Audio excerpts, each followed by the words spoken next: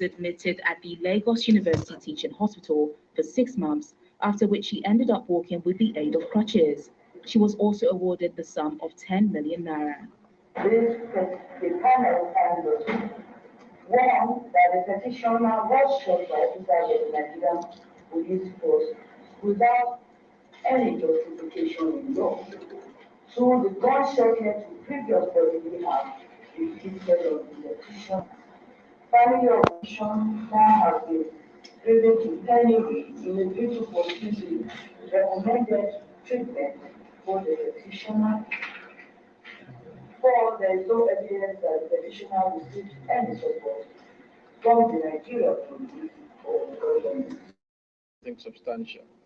We asked for a certain figure, we got far lesser than we got, but at least we are just to say, well, taking stock of what has happened, we can, thank God and thank the panel for this, giving a case a good consideration. Since the panel started hearing cases last year, the decision to award compensations to Kudirat Abayomi as well as Anna Olugodi appears to be its first major move to assuage the pains of victims who knitted petitions.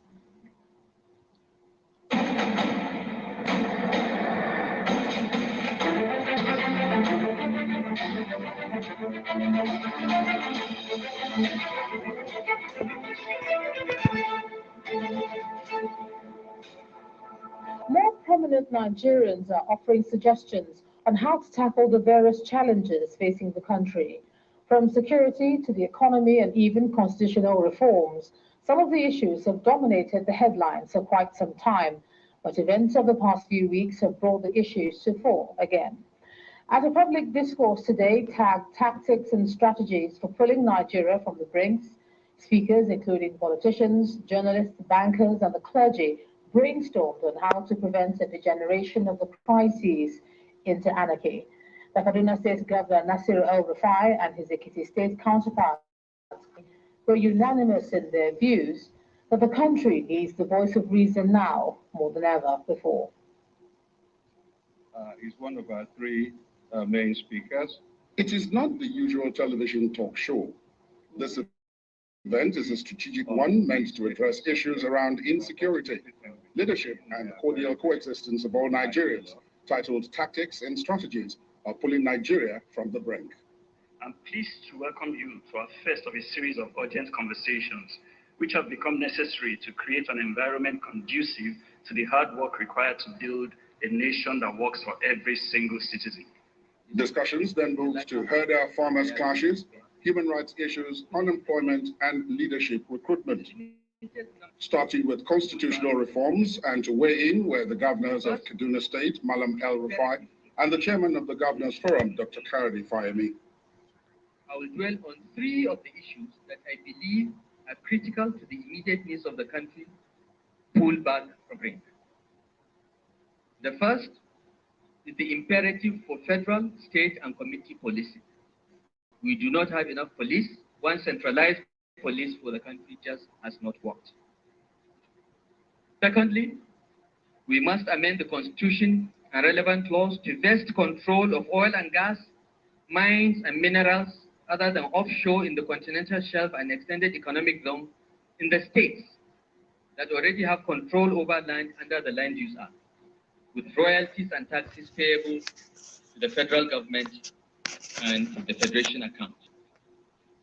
And number three, we must rectify the anomaly of a federation that has a more or less unitary judiciary. We have to pull Nigeria from the brink. And there's no question that in order to be able to do this, we certainly require a lead consensus, as Malam Nasir El-Rufai just highlighted. Because when you review our interventions over the past decade or more, what is clear is that there are gaps in our security management system. There's an over-reliance on ad hoc, reactive, and hard security as against proactive, development-oriented, and human security response. I don't think that there's anything new we're going to say that has not been said. What I think is that everything has been said, all the proposals have been given, but no one wants to have the will to be able to do what is necessary. Beyond the issue of constitutional reform is the need for the leaders to always connect with the people who voted them into office.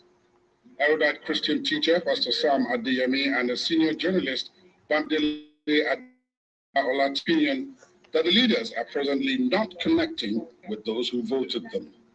We citizens would like to know what the hindrances are, what the issues are, because I have a feeling that we have a structure in our culture that does not put much premium on citizens. Yet, this is supposed to be a democracy. President Muhammad would say, stop. We should be realistic. We should say the truth. For him to court as the nation, make a pronouncement that I do not support, even though I'm Fulani, because this problem did not begin with him, but it has exacerbated. He became our president. The first step is to say, stop. And these are the steps to take. If you find anybody doing this, any Fulani carrying AK-47, that person should be arrested. Other discussants expressed worry over the posturing gut, particularly when there are security breaches. If, like Governor El-Rufai has said, the police, the military, and all that, they don't seem to be enough. But I don't think that that is only the problem. And I can tell you, as the minority leader, I get people who call me from our place to say, this has happened here. People have come and done this. And we have reported this. And when we report, we become the victims. They instead found to arrest us. One of the views on which everyone here agreed is that people of integrity and of high moral values must begin to think of joining politics. That way they'll be able to influence policies and decisions that will help change the society and the country and make it a better one for all to live in. This course was organized by Radio Now and supported by Knowles Television. Is giving hope to parents and families of those abducted that the government will secure their release in a matter of hours or days. He says adequate security personnel have also been deployed to Kagara town and environs to boost security in the area, which, according to him, has also boosted the morale of the people.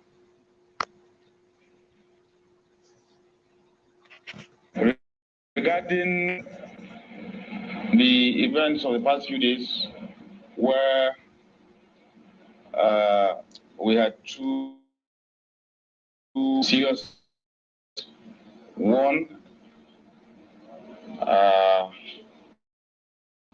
the NTA bus that was kidnapped around Zingeru, and second event took place at Link. And at this moment, we do not have any additional information to give, apart from the one that was given earlier on yesterday. But I want to assure you that we're doing everything we can. We're interfacing with the local communities, with federal authorities, and our own state authorities to ensure that we recover the victims safely.